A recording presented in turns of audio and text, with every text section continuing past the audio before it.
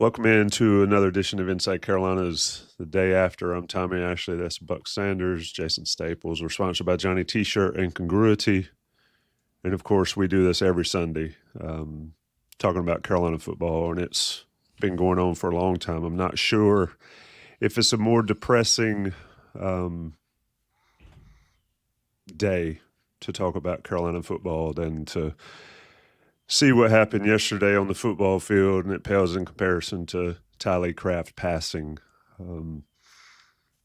Having gone through it with a brother, you know it's coming. It doesn't make it any easier, and it's like a sledgehammer that hits you. So prayers up to September and all of Tylee Craft's family.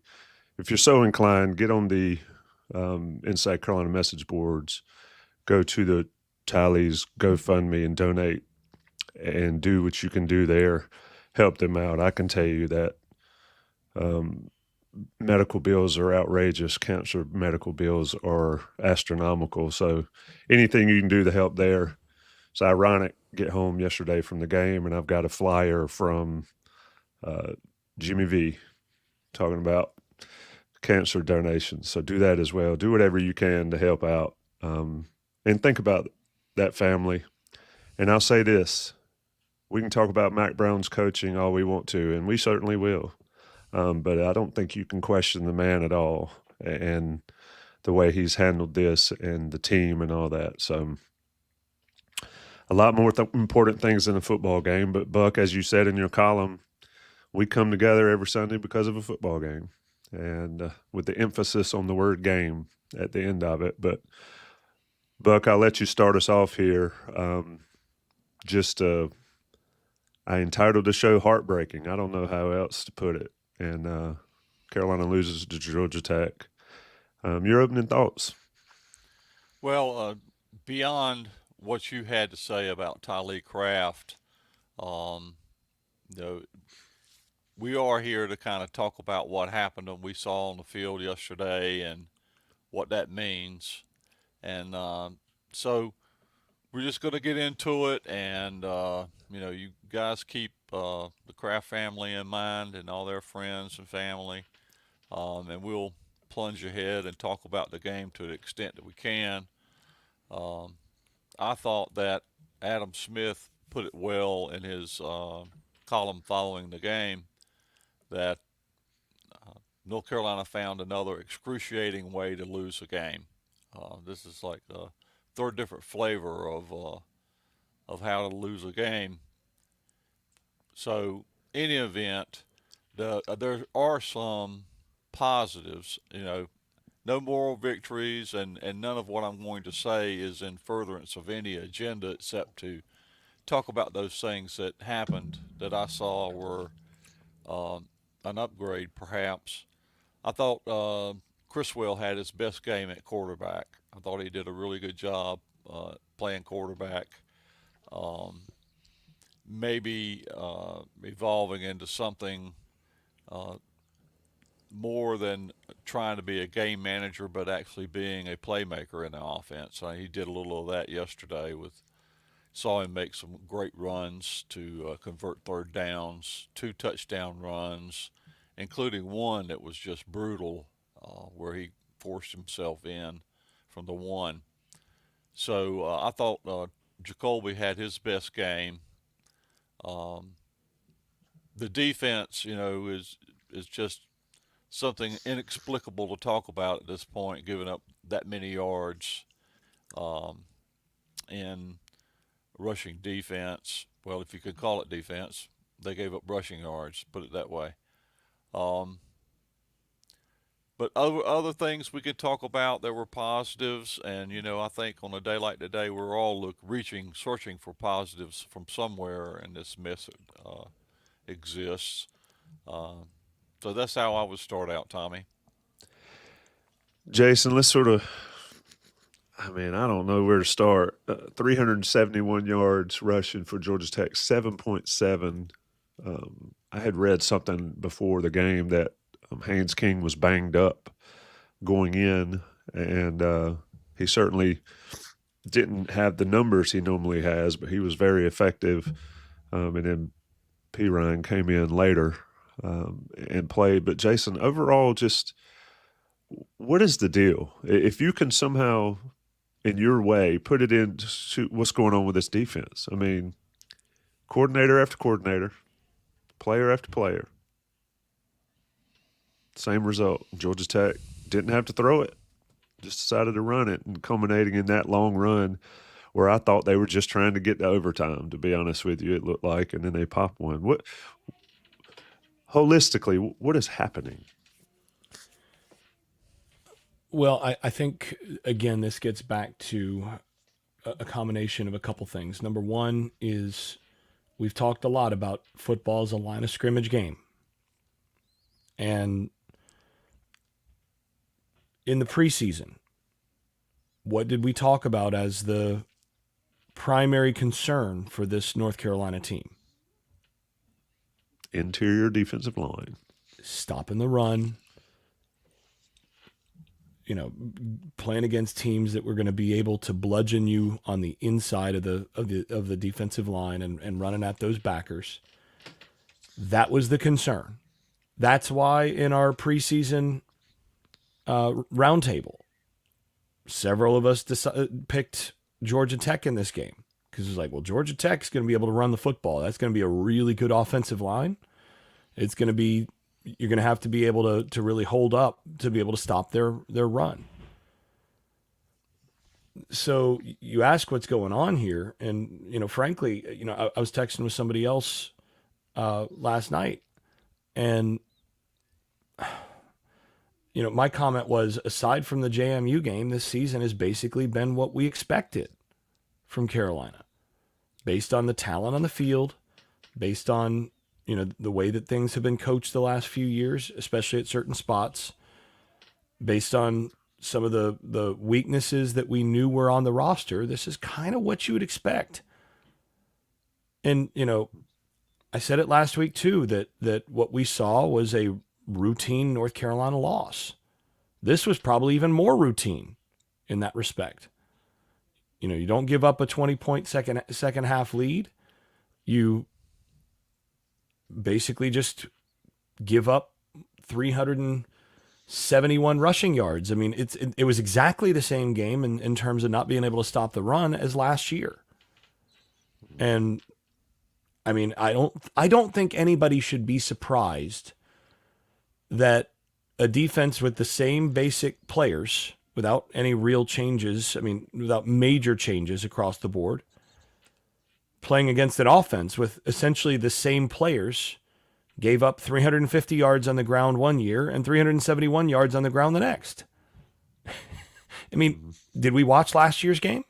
Now, you might say, okay, well, wasn't Collins brought in to fix that? Wasn't Monachino supposed to fix that on the defensive line?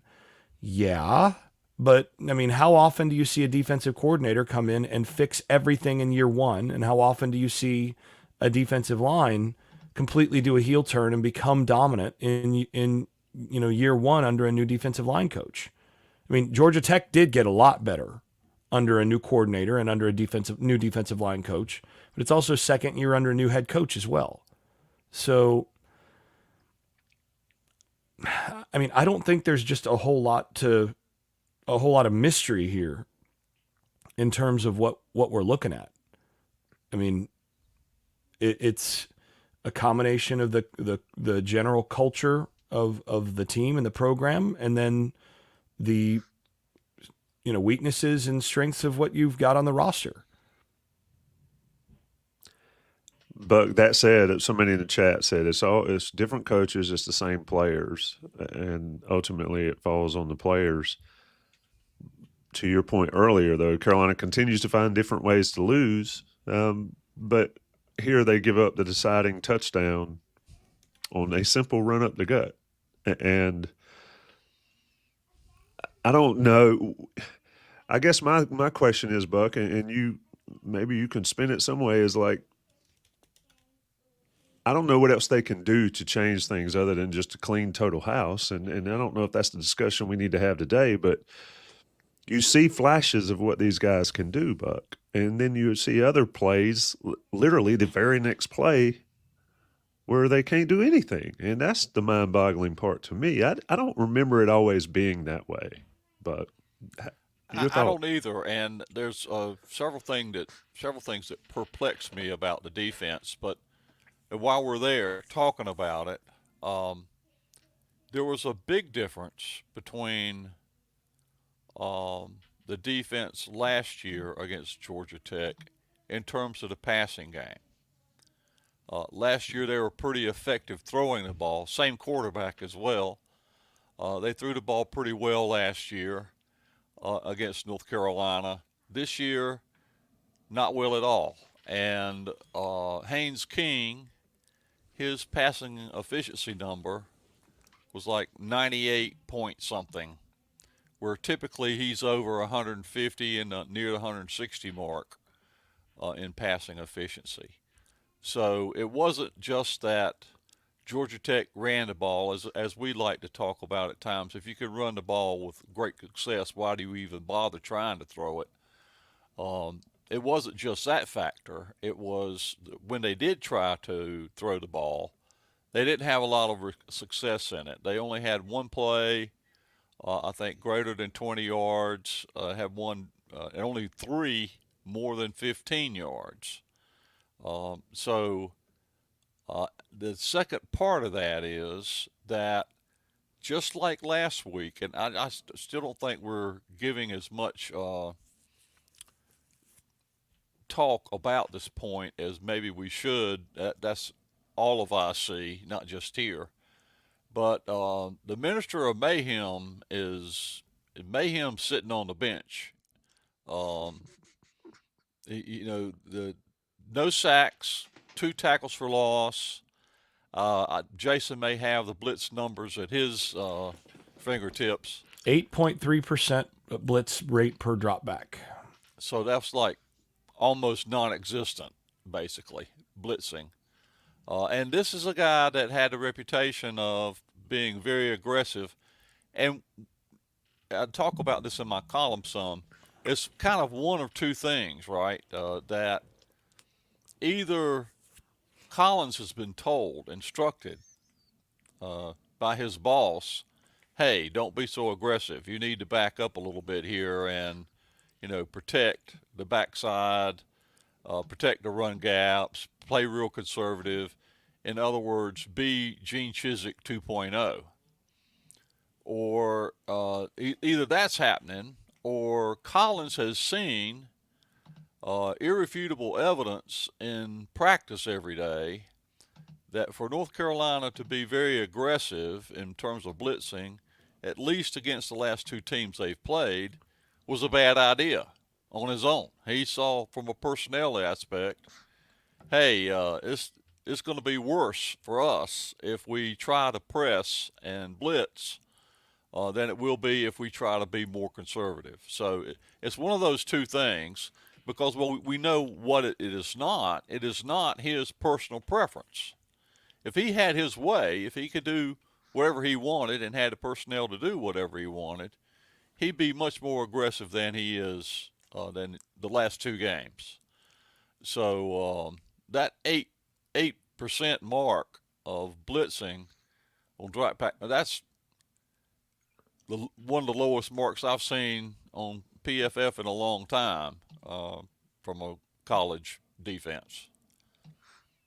Jason, when you look at it, we talked about they had to compress the pocket, not necessarily rush the edges. What'd you see as it building off Buck's point there about the plan that Collins had here? A lot of people are saying Travis Shaw had a really good game, and he is overall rated higher. His tackle PFF grade was 35.5 or 35.7. When you're looking at the PFF grades, you got Kamen Rucker in 55 total snaps at the bottom, which is wild to me. But what'd you see as far as the plan for Carolina attacking this Georgia Tech defense? Georgia Tech did throw it, 23 or 24 times. So they didn't just go full Army and run it every time. What'd you see, Jason? What I saw, first of all, you mentioned attacking that Georgia Tech offense. I didn't see a lot of that. There was some receiving. Yeah. So I didn't see a lot of attacking, but what I did see is I saw a defense that was coordinated basically in fear of the quarterback running the football. That's what I saw. Basically, they did not want to let Haynes King beat them with his legs, and they called a game to try to force Haynes King to beat them with his arm. That's what they did. Now, the problem is that they still couldn't stop the rest of the running game. So, I mean, it really, in some sense, in trying to take that approach, they still failed in that approach. I mean, Jamal Haynes, 19 carries, 170 yards, and King himself, 11 carries for 107 yards. You know, that's Seems tough. like you got to pick something. Right. The other issue, and I've seen this with multiple teams that have played Georgia Tech this year, is Georgia Tech does so much with motion and movement before the snap, where you've got, formation changes, you've got the same personnel that's used in different alignments and all of that, and then motion to force you to do a lot of different things. They use as much jet motion and jet sweep action as anybody in the country. And I thought that was also a big factor. They were very concerned about giving up the edges. And what that does, I mean, you'll remember a couple of weeks ago you asked, okay, how does Carolina protect Jacoby Criswell against a team that rushes the passer really well, et cetera. And one of the things that given that they're struggling with their tackles, and one of my responses was, one of the things you should do is a lot of jet motion, a lot of things to try to get the edge in the run game, because that's going to force your pass rush to slow down. That's going to force teams to blitz less, that sort of thing, because they have to worry about that edge. Well, Georgia Tech does that on almost every play. And so, they tried to play that sound. They tried to play it in a situation where they're just concerned about gap soundness. The problem is then they also got mauled overall on the inside of the line of scrimmage. And, the edges in general, the edges got pounded. I mean, they struggled in this situation against this offensive line that, basically bullied him. So, that wasn't ideal. I have less of a problem with how things were coordinated, as it were. And, I don't know, maybe my sense of what to expect in this game was just a matter of more realistic than a lot of people brought into the game. But I mean, guys, at a certain point, Tommy, what was your projected score for this one? 42-26, maybe. 45-26. 45-26. Well, I had 35-27. We can try to do a post-mortem I thought of North Carolina would lose by 2 touchdowns.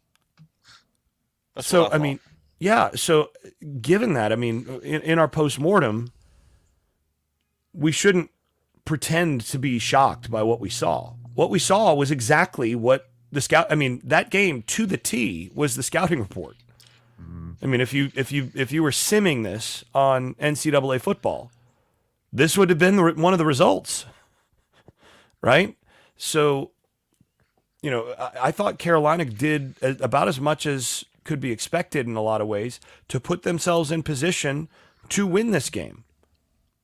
They did take advantage of some situations. They were able to move the football on offense well enough to put themselves in a position to go to overtime. And, defensively, they just gave up a couple plays too many, but that's kind of what we expected. And I thought they coordinated and came into this game knowing, they knew what the scouting report said too. And they tried to do whatever they could to keep the lid on it enough to give themselves a chance to be competitive. So, it's one of those things. I do think if they'd gone out there and blitzed a whole lot, then you'd have seen passing numbers like what you saw last year. You'd have seen the speed at wide receiver for Georgia Tech start to manifest. I mean, North Carolina's not the fastest on the back end. And if you're getting those safeties who've been an improvement on prior years, but they're not, you got a bunch of safeties that run 4.6. And you're going to get those guys against a bunch of receivers that run 10.6 or below in the 100 meters, one-on-one when you're blitzing them. That's a bold strategy, but I don't think it's going to pay off. It's not likely to pay off. You're trying not to get a bunch of one-on-ones against what they've got speed-wise. So, yeah. Buck, any last things on the defensive side? We'll get to the offense on the other side of the break, and there's some good points in the chat. Missed tackles, I just had it up. I think Carolina cut the missed tackles down to 11. And I think Rucker had 3 of those. So the only thing I would add about the defense is that as jarring that last week North Carolina held the Pittsburgh rushing offense to 130 some yards, and under 4 yards a carry. And running the ball is not the strength of this year's Pittsburgh offense, but they gave up like 380 or so or more in the air last week. Mm-hmm. So they've given up 380 in the air and 371 on the ground to 2 different teams in 2 different weeks, which means there's a lot of robbing Peter to pay Paul going on here, but they haven't been able to make that part of the program work, covering up one deficit for another. Yeah, it's like the blanket on the bed. If I pull it up to my neck, my feet are out. Other way around, that's what it feels like. Anything left on the defense, Jason? I agree to your point. You pretty much nailed it. Said Carolina will do enough to have a chance in this game and they just couldn't stop the run. Can I make a request, though, Jason?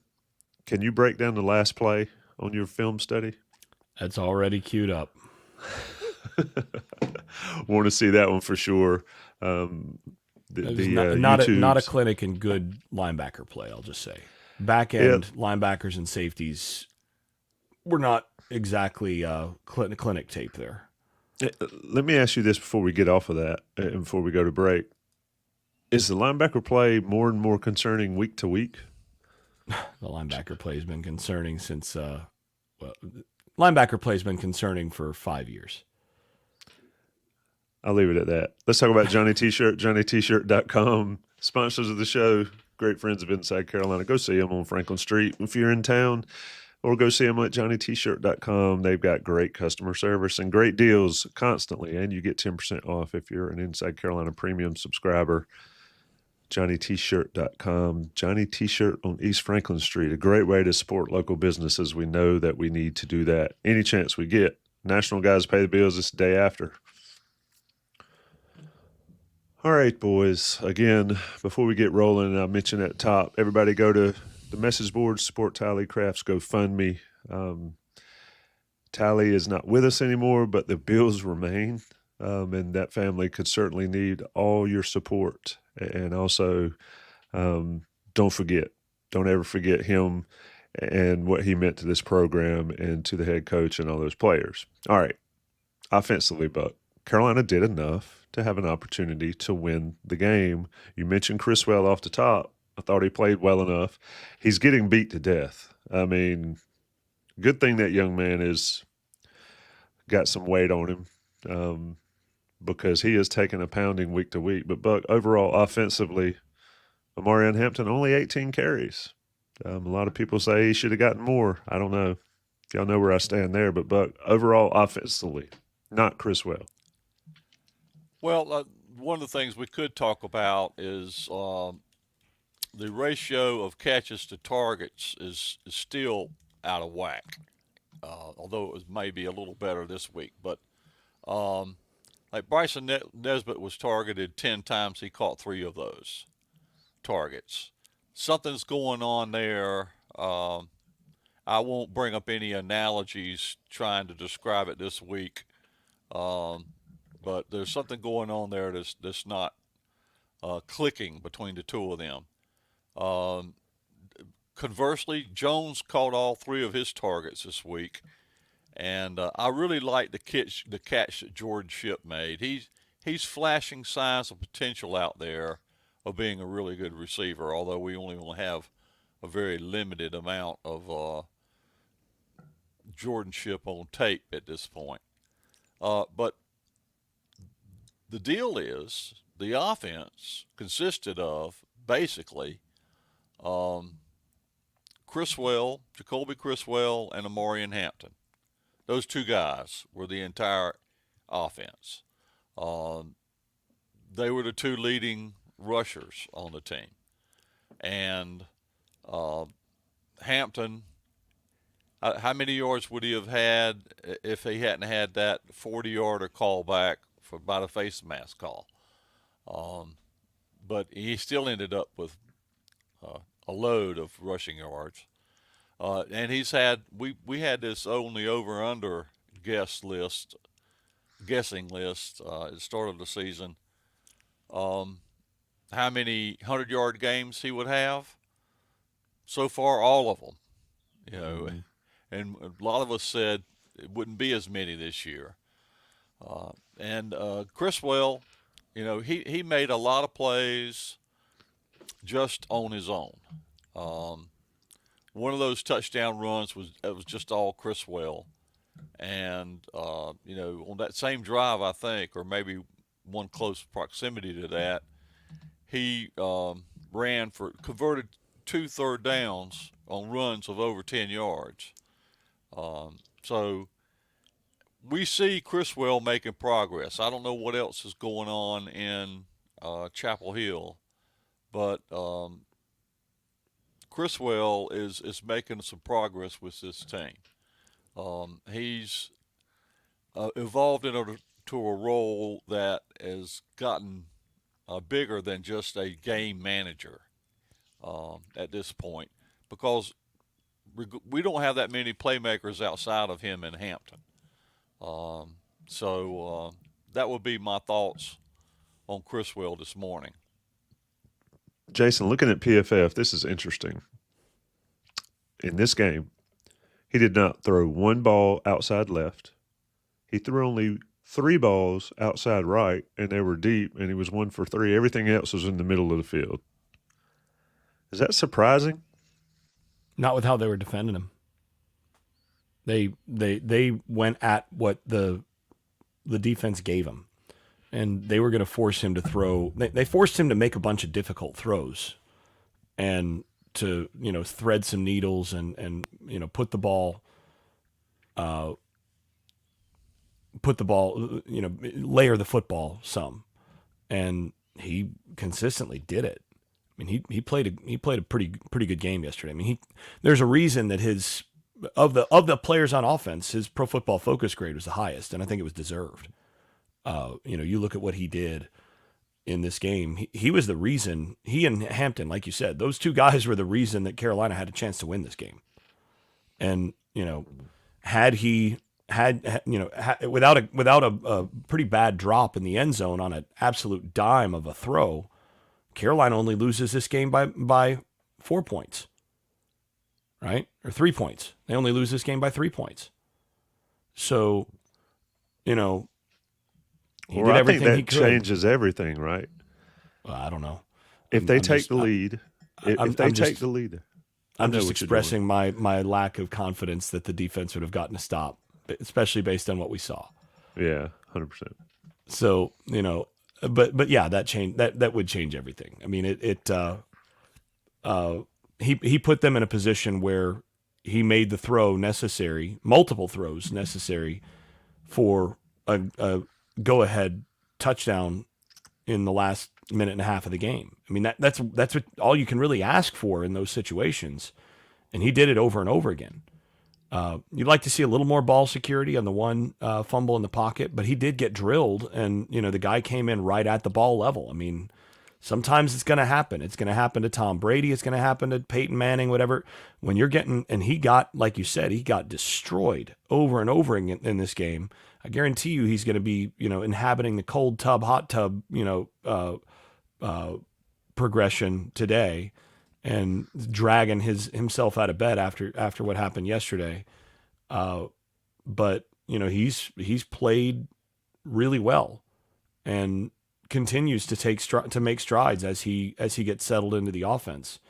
And what more are you gonna ask from him? I mean, yeah, he could hit a deep ball or two more than what he's hit of late, but I mean, he's been pretty darn good. Yeah, looking at his numbers, when he was kept clean, he was 81.4. When he was blitzed, he was 64.8, which is better, or excuse me, 63.1, which is better than he had been against Georgia Tech. Like you mentioned, the fumbles, he's got to shore up that. But the man took a pounding against Georgia Tech. I think one of the pictures on Inside Carolina, he's just getting wiped out repeatedly. Only one. And, one of the pictures. No, I'm saying I would have expected more pictures than that of that happening. Well, they're out there. Inside Carolina's Jim Hawkins takes like $3,000 worth of pictures every game. It's amazing the work he does. But yeah, so Buck, you mentioned Hampton. Hampton gets 18 carries, goes for 7+. I tweeted during the game, Hampton's carrying it 10 yards a carry, and they're running double passes. We often talk about, and the only reason I'm doing this because it's in the chat. We often talk about play calling is more about execution than actual play calling. But Buck, your thoughts here? I mean, 1st and goal at the end there. It reminded me of Elijah Hood against South Carolina in 15, was it? Where he wasn't out there, or he wasn't getting the ball, and Carolina was throwing interceptions in the end zone. Granted, it should have worked out. Copenhagen needs to catch that. But general thoughts here, Buck. Chip Lindsey is been getting much heat on the Inside Carolina message boards. I want your take, and then Jason, I want your take. Is it justified?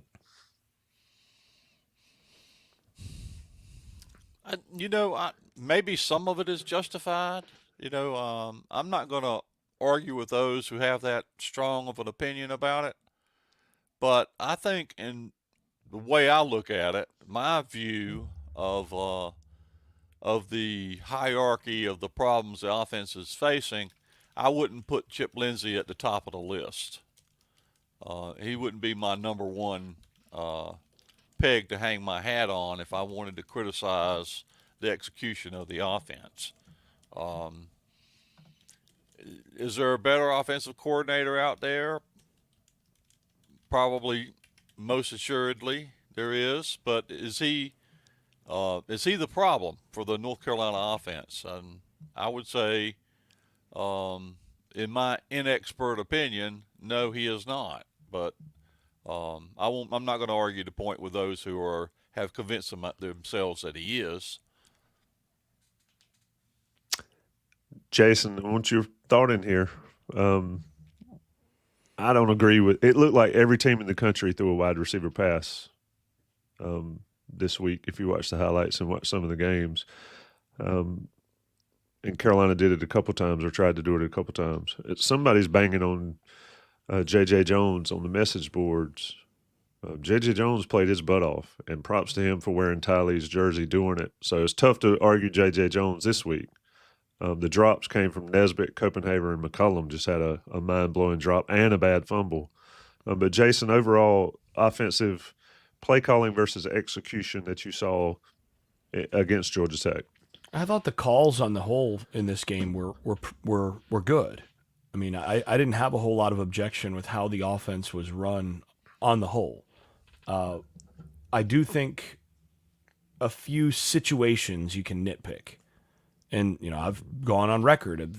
I think a lot of teams that do really well down to down, they fail in situations because, certain stuff is not prepared for as well as it should be in terms of clear Like, here's a winner we've got in a given situation. But I thought there was less of that in this game. I mean, they scored 34. They scored 34 points. I mean, what did we say in the pregame? What did we say? The magic number for this game is probably 35. You're gonna have to score 35 to win the game. And that still might not be enough, but 35 is kind of your target number to get there as a minimum. They fell one short of that and were in position to go to overtime. And, I look at it and on the whole, I mean, you look at these numbers and, Georgia Tech's been pretty decent on defense this year, but 417 yards, 6.1 yards per play. You've got a quarterback that goes 17 of 31 for 209. No interceptions. You got the one fumble, two fumbles. You've got the one that you mentioned just a moment ago, McCollum's really disastrous one. I thought ultimately the game came down to those turnovers. You don't have a terrible fumble that gives them the ball in time to run some more clock in the fourth quarter. And you don't have the fumble in the pocket that's a result of just not being able to protect all game, and you probably win the football game. But you are, I think right now, the big issue, and this is what I think is hard to wrap everybody's head around, is Lindsey is clearly calling around the weaknesses of his offensive line. They can run the football. This is a good run-blocking offensive line on the whole. And that's what we expected this year. But the other thing that we talked about in preseason, and again, so far, the one game that has been, off the scouting report reservation is the JMU game. But you pull the JMU game out of the season, and everything else we've seen has basically just been the scouting report coming into the season. And the scouting report is they're going to be able to pound the ball, but they better be able to stay in contact with that opposing team, because if they're asked to do a whole lot of drop back stuff, they're probably not going to block teams all that well on the edge. And they're going to have some trouble in pass protection on the whole. Well, and so they're calling around that a lot. And, could they maybe do a better job of that? Yeah. I mean, I think you can always get better at those things, but I don't think the problem right now is just general approach on offense so much as I'd like to see a little bit better package of options in certain key situations here and there.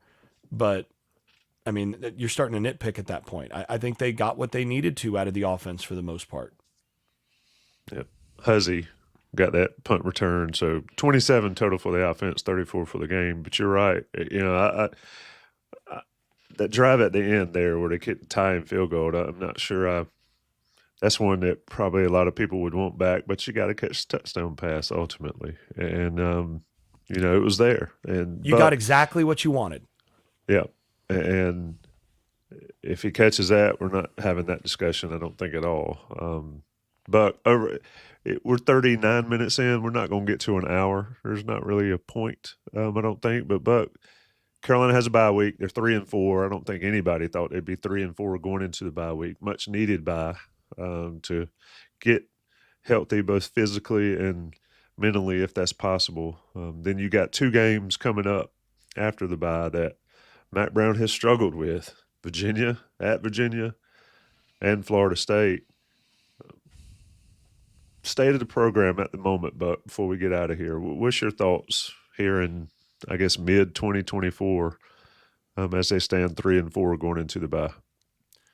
Well, you can't escape the feeling or the knowledge that this season is going to be, the remainder of it is going to be about treading water. They've already lost 4 games, including 3 conference games. So there's no question about North Carolina being involved in the ACC race in any way. What is on the line potentially is getting to a bowl. And, right now, getting 3 more wins, which would probably be required for them to go bowling, that's kind of hard to see. Um, if they were to do that, that would be achieving something, I suppose. But unless um, we've all lost our minds, there's going to be a lot of changes at UNC following this season in terms of staff. Um, so, getting the players that are going to come back either way, regardless, uh, some time for development, some time for figuring things out, for the offensive line to grow, those kinds of things. That's about all you can expect from the remainder of this season for there be some player personnel development in this context of not being a competitive football team. So that's how I see the rest of the season playing out. Is just playing out the string on the way to the next football coaching regime at North Carolina. I could be wrong about that, but that's how I see it. Yeah, Jason, I'll let you get a last word into. Some golfer in the chat says, "Do you sing as good as your sister?" I can unequivocally say no, and I don't even have to hear you sing to answer that question. But yeah, check out Stephanie Staples. Is it stephaniestaples.com? Yep, stephaniestaples.com. Yep. Staples has got some talent in his family. He was not in line for that talent. But Jason, going into a bye week, how much changes when you have a bye week? Or is it, as Buck says, more of the same and playing out the string? Or can you flip some sort of switch in these bye weeks? Carolina has 2 of them in the next month. So, yeah, and by the way, I sang better before my last throat surgery, I'll just say. Oh, my God. If you need an excuse, there's always one there. But never quite so well as my sister, I'll just say that. But the thing about the bye weeks is you're not going to go and become a completely different team because, who you've got is who you've got. But I do think you can get healthier. And, I think a few of the guys have been banged up. I mean, you mentioned Rucker having a rough go yesterday, and they targeted the edges a lot. And I mean, they put a lot on the edges with how they call the offense. But Rucker, looked a little rusty, as you would expect. I think you can get more out of Rucker coming out of the buys. I think you can also spend, and most programs do this, you spend time in the bye week really giving younger players, a guy like Ship, for example, who's shown some real promise, you give him more opportunities to take that next step in the bye week, and you give him a ton of reps while some of the guys who played more, you say, J.J. Jones, we really don't need you to take any reps this week. Heal up. We got to get this kid your reps this week. You give him those opportunities. You give a couple of the younger guys at different spots opportunities, and then when you come back, you feel like you can put them on the field. And maybe Nate McCollum's time starts to diminish because now you're starting to coach for, I mean, whether you're going to be around or not, you're starting to coach for some of the young guys next year. You've got to develop for the future. And I think that's some of the stuff that you're doing in the bye week is finding out, can we squeeze out a few more playmakers from some of the young guys that are that just really close to taking that next step? Can the bye week push them over the edge? That's the stuff that you're trying to do. Trying to get your quarterback who's still settling in just a little bit closer to being the guy that can win those games down the stretch. That's what you're trying to do. And I think there's some capacity to do some of that in the next few weeks. Yep, I agree with all that, Buck. I agree with your point. It's going to be interesting couple of weeks for North Carolina. Somebody asked about asking questions at press conferences on Monday. They only usually do press conferences Monday of bye week. So unless it's something different that I'm not aware of, not availability this week as Carolina is on the bye. That would resume the following week after the bye week.